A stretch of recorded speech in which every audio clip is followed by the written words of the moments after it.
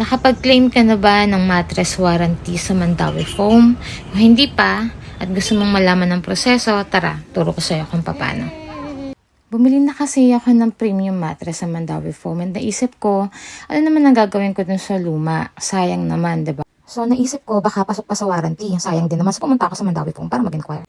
Na-avail ko yung Mega Foam mattress na yan, December 2018. So basically, malapit na mag-end yung warranty niya this coming December 2023. Sorry, ganyan na yung itsura niya kasi matagal na siyang naka-imbak at nakatali. Sa tagal ng panahon, nawala ko na yung resibo ng lumang foam. So ang unang kailangan niyang gawin ay pumunta kayo sa customer service, mag-request kayo ng printed receipt ng item na ipapawarranty mo. Binigay ko lang yung pangalan ko at nakita na nila doon yung binili ko ng Mega Foam, kung kailan yung date, etc. At ipinrint na nila yung resibo. Next step, magpagawa ng affidavit of loss. Submit mo lang yung printed receipt dahil i-attach nila yan sa affidavit. Third step, inform mo sila sa survivor na ready na yung affidavit of loss mo. Fourth step, mag-schedule na sila ng inspection date para makita o inspectionin yung mattress mo. Pupuntahan ka nila sa mismong bahay mo or sa mismong address mo for evaluation purposes and approval. So, isasend nila yung report na yun sa office nila. Para mas mapabilis ang proseso, inform mo ulit si customer service, survivor na okay na nakapunta na yung tao nila at itanong mo kung kailan mo pwedeng dalhin yung foam or lumang foam. So, after inspection, pwede mo nang dalhin yung mattress anytime na libre ka. So, option mo kung papapick up mo, which is may charge, pero kung malapit ka lang naman, ikaw na mismo magdala dun sa branch nila kasi sayang naman yung charge, diba? Mind you na hindi kasama sa warranty yung cover ng mattress. So, dahil pinaplano ko siyang ibenta, so kailangan bago lahat. Bago yung foam, bago yung cover. Kaya, nagpunta kami dito sa second floor para mag-inquire at buti na lang, pwedeng mag-avail ng cover lang. May nasis pa si kuya kaya antay-antay lang kami sa gilid.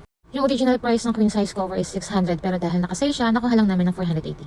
Take note pala na kailangan mo i-coordinate sa kanila na ipapakisuyo mo na bihisan na o i-cover na yung mattress ng bagong cover. Dahil kung hindi, ang gagawin nila dyan, ibabalik lang nila yung lumang cover sa bagong mong mattress.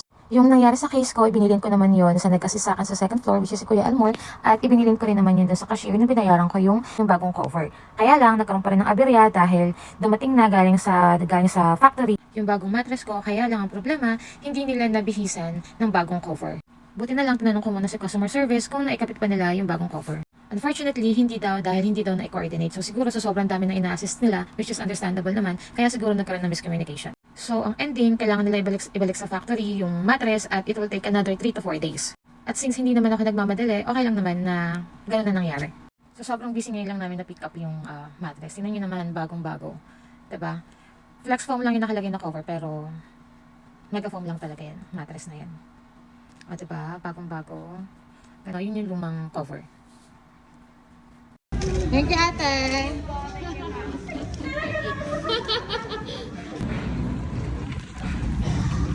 Ayan. Thank you, kuya. Kaya ito yung binili ko.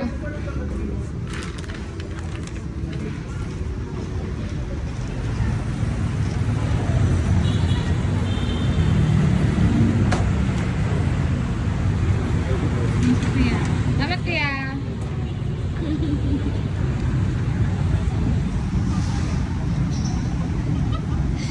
Hoy! Anong ginagawa mo? Ha? Binablog ko yung pangis.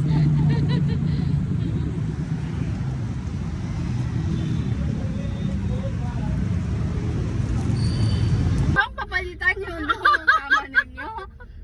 At gusto niyo papalitan ng bago tapos ibebenta ninyo? Mindset ba? Mindset. Manood kayo dito sa vlog ko at ituturo ko sa inyo kung paano mag-scam. Bago. Hindi scam yun. Bago lahat. Kung paano iskamin ng Mandawi po. Kung paano mag-scam sa Mandawi Foam at gawing bago ang inyong lumang mattress. Yes. Actually, Tapos ibebenta ninyo. at least bago pa yon. Bago pa Gamitin din. nyo ng 2 taon. Tapos, i-claim nyo yung warranty. Diba?